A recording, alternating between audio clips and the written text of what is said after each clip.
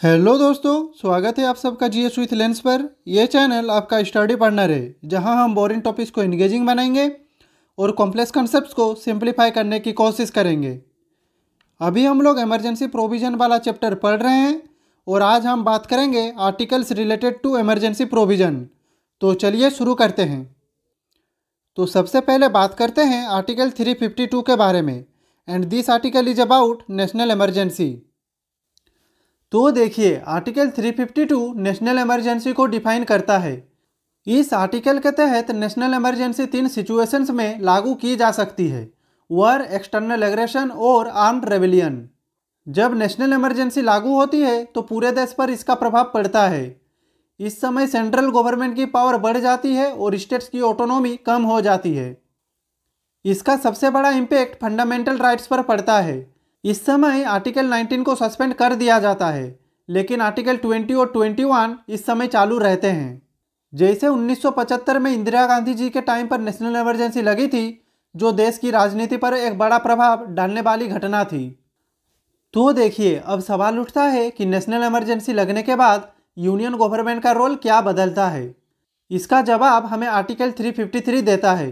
तो चलिए अब समझते हैं आर्टिकल 353 को। तो this article is about effect of national emergency. तो ये आर्टिकल कहता है कि नेशनल इमरजेंसी के दौरान यूनियन गवर्नमेंट के पास अधिक अधिकार आ जाते हैं और स्टेट्स के ऊपर उसका कंट्रोल बढ़ जाता है। इस समय यूनियन गवर्नमेंट चाहे तो किसी भी स्टेट के एग्जीक्यूटिव और लेजिस्लेटिव पावर्स को बदल सकती है। जैसे अगर नेशनल इमरजेंसी लगी हो और कोई स्टेट सेंट्रल गवर्नमेंट के रूल्स को फॉलो ना करे, तो सेंट्रल गवर्नमेंट उस स्टेट के ऊपर डायरेक्टली कंट्रोल ले सकती है। हमारा नेक्स्ट आर्टिकल है article 354। And this article defines the application of provision relating to revenue distribution. तो देखिए, ये आर्टिकल कहता है नेशनल इमरजेंसी के दौरान सेंटर और स्टेट्स के बीच रेवेन्यू डिस्ट्रीब्यूशन का पैटर्न बदला जा सकता है। जैसे कि फाइनेंस कमीशन के रिकमेंडेशंस होती है जो सेंटर स्टेट फाइनेंशियल रिलेशन को डिफाइन करती है, लेकिन अगर इमरजेंसी लगी हो तो उनमें टेम्पोररी चेंज किए जा सकते हैं।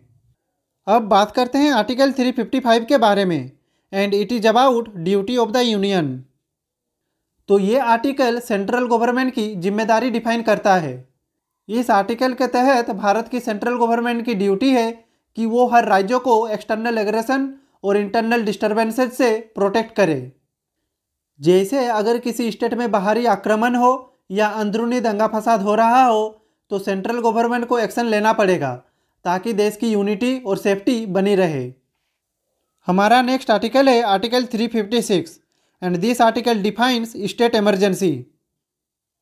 तो देखिए, ये आर्टिकल कहता है अगर एक स्टेट का कॉन्स्टिट्यूशनल मशीनरी फेल हो जाए या सरकार वहाँ सही तरीके से काम ना करे, तो वहाँ पे प्रेसिडेंट रूल या स्टेट इमरजेंसी लागू किया जा सकता है। स्टेट इमरजेंसी के समय प्रेसिडेंट स्टेट की गवर्नेंस अपने हाथ में ले सकते हैं। स्टेट असेंबली इस समय डिजोल्व या सस्पेंड हो सकती है और राज्य का कंट्रोल सेंट्रल गवर्नमेंट के पास आ जाती है। हमारे देश में काफ़ी बार प्रेसिडेंट रूल इम्पोज हो चुका है। अब सवाल यह है कि अगर किसी स्टेट में प्रेसिडेंट रूल लागू हो तो वहाँ नए कानून कौन बनाएगा। इसका जवाब हमें आर्टिकल 357 देता है।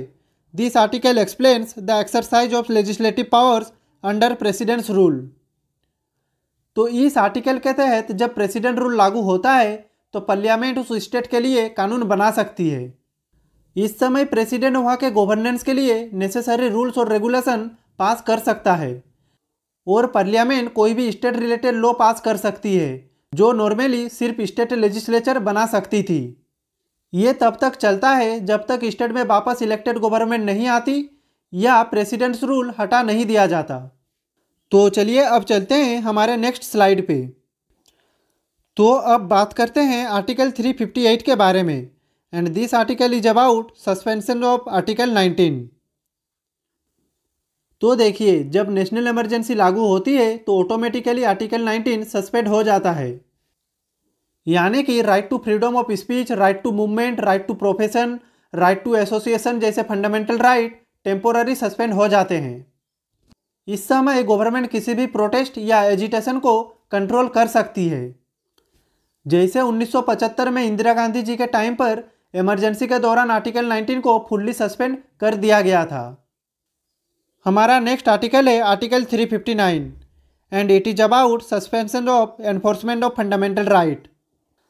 तो देखिए, अगर सिचुएशन ज़्यादा सीरियस हो जाए तो प्रेसिडेंट एक और बड़ा कदम ले सकते हैं, जो कि आर्टिकल 359 के अंडर आता है। इस समय प्रेसिडेंट किसी भी फंडामेंटल राइट का एनफोर्समेंट सस्पेंड कर सकते हैं एक्सेप्ट आर्टिकल 20 और 21। यानी कि इस समय कोर्ट में फंडामेंटल राइट वायोलेशन के केस भी फाइल नहीं किए जा सकते।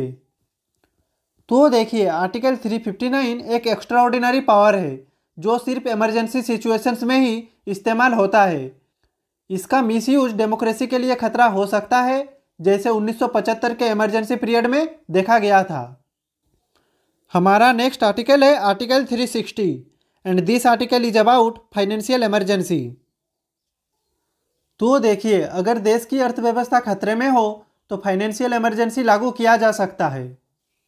इस समय गवर्नमेंट एम्प्लॉयज की सैलरी रिड्यूस हो सकती है और सेंटर स्टेट्स के फाइनेंशियल डिसीजन में डायरेक्टली इंटरफेयर कर सकती है। लेकिन ये याद रखें, हमारे देश में कभी भी फाइनेंशियल इमरजेंसी नहीं लगी है, लेकिन अगर देश में इकोनॉमिक क्राइसिस या डिफ़ॉल्ट हो जाए तो ये लागू हो सकती है। तो दोस्तों, ये थे इमरजेंसी प्रोविज़न के इम्पोर्टेंट आर्टिकल्स। आज के इस वीडियो में हमने देखा ये प्रोविजंस हमारे देश की यूनिटी, इंटीग्रिटी और सोवरेनिटी को प्रोटेक्ट करने के लिए दिए गए हैं, लेकिन इनका मिसयूज भी एक कॉन्सर्न रहा है।